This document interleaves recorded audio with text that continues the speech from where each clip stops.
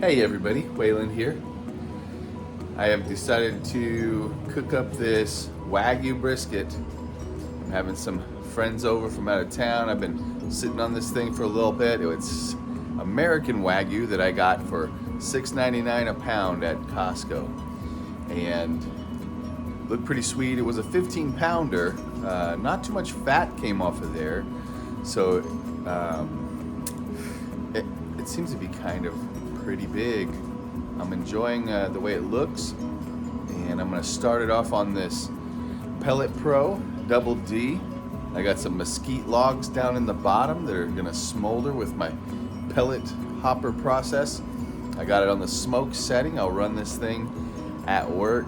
I'll run it at home while I'm at work for the first 4 hours till lunchtime. I'll keep it on the smoke setting and monitor it, and I'm gonna probably bump it up into the 225 area from lunch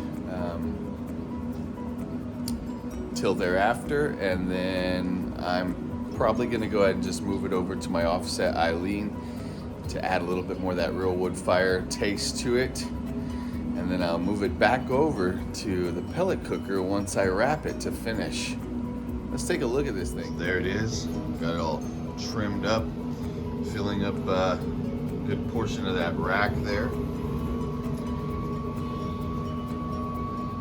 All right, so we're gonna button this thing up and let the smoke setting roll over this thing for the next 4 hours. Hey everybody, okay, welcome back from lunch, or to lunch, 11:30, so it's 6:30, it's been 5 hours.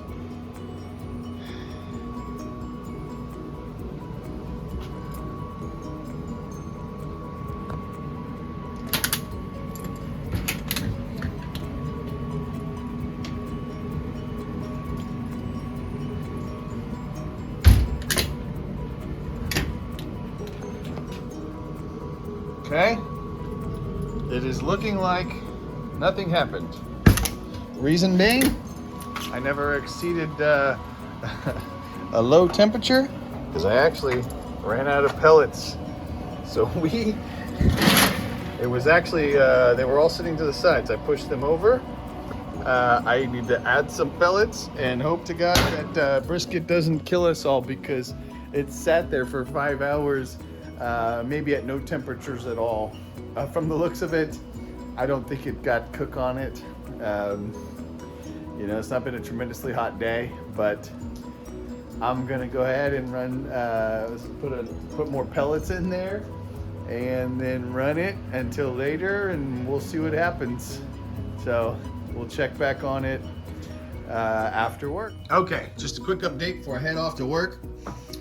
Smoke was barreling out of this thing just a minute ago, for a few minutes, as it started to fill that burn pot. Here I'm at 197 degrees. Literally, it was 11:37 before. Now I'm at 11:57, so in 20 minutes, this thing's up to temp. All right, here we are at 4:09, and sitting at 223. So yeah, this low smoke feature is supposed to keep your unit anywhere between, I think, 170 and this 220 area, I think. So not too bad. Let's see, actually, and I have this Thermal Pro probe in there too. I always kind of monitor. Okay, sitting at 216, so pretty close to similar. I think that probe is over here at the, let's see, I don't remember.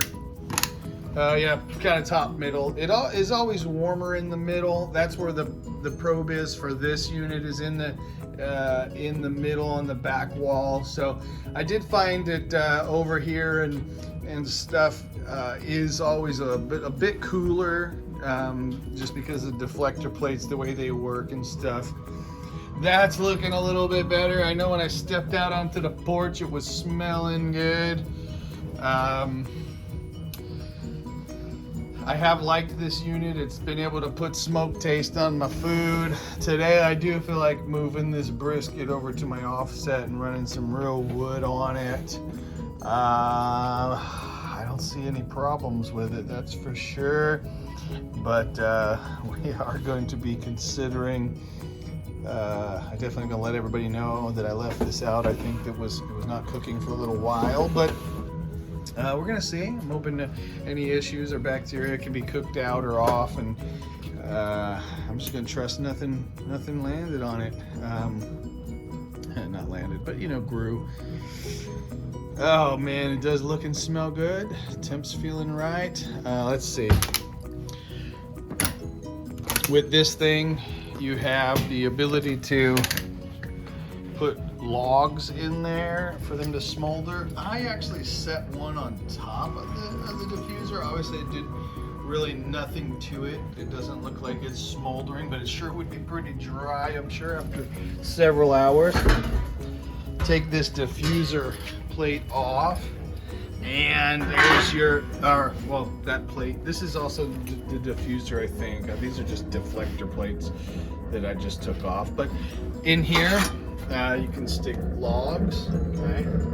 And they usually smolder at a little bit. I've noticed they usually smolder a little higher temps than the smoke setting. So, there's a little, looks like it smoldered a little on top there. So, not bad.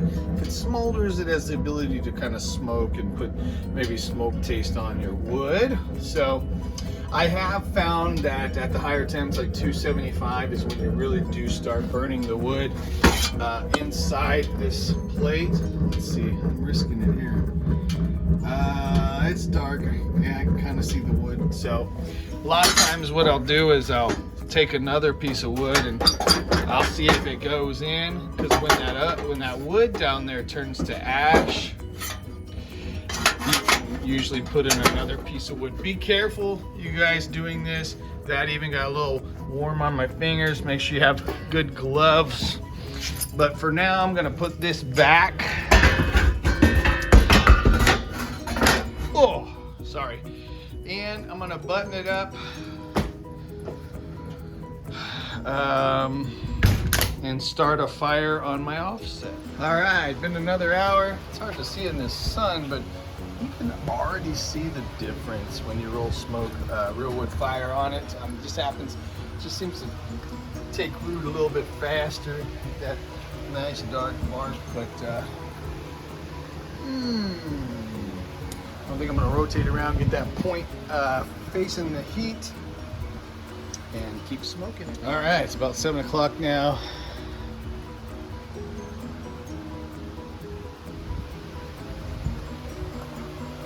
7 p.m. I'm pretty excited about that color.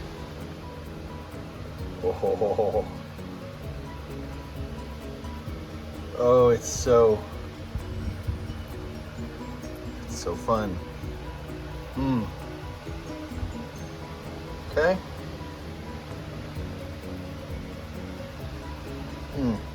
So, a bit soft, as you can see. I'm gonna probe it. I'm curious here what we got. Okay, very tight still. And yeah, we're at 160, so kind of soft there. 160. 168, 169 in that skinnier part. Ooh, a little soft there. 160. Huh. Yeah, it's weird. Really, really high there. 160 to 164. But yeah, 169, 170 here at this small point. I almost probably should have even trimmed that a little bit more. It's hard to describe how, the dimensions of that. Just, yeah, I just feel like this one part is much thinner than the rest, and might have, yeah, if I had just cut it off, it might have been a little bit more of a, that's all right. Man, I licked my fingers after poking that. Tastes amazing. So anyways, I'm gonna burn a little bit more of a fire. I'm actually gonna cook some steaks down here in my firebox. And eventually I will wrap this and put it back on the pellet cooker. Got me a couple of these New York strips, prime. Put them over here on the firebox grate. And once I get a sear on them, I'll move them over into the firebox for a little bit, get them up to temp. Right now that brisket's looking pretty good. Got a good fire going over here to... Let's see here. 130, okay, that's okay for me. Not too bad. 140, okay. Am I poking all the way through? Okay, all right. 150, okay. Well, anyways, I can eat it all types of, cookness. I might prefer a little bit more pink, but that's okay. My wife likes hers a little bit more done, so let's see. Oh, hers is 120. Dang. 140, okay, let's see. 137, okay. I'm gonna let hers go a little bit longer. Hers is probably about a little closer to where I should have made mine. I'm gonna pull this one off and I'll let it rest. We'll cut into it a little bit, see what it looks like, but definitely a supper. That was good. I'm excited about that. Still some good pink in there. But it's tasty. All right, it's 8 o'clock.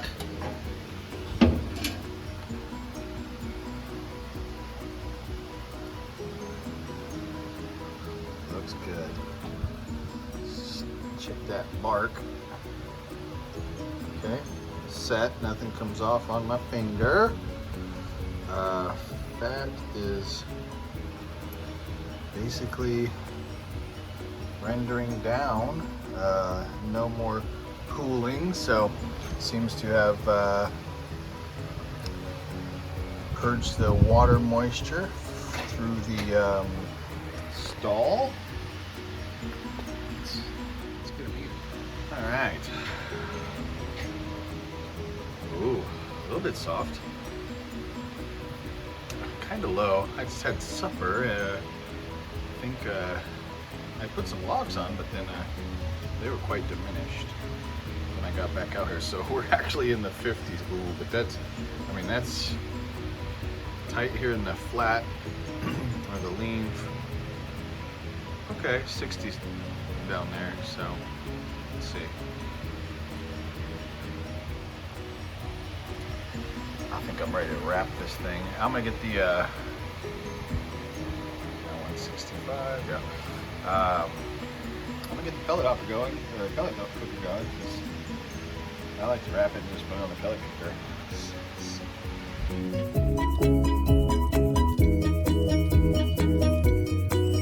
Okay, just wrapped it in butcher paper. I like doing that lately. It's my go-to.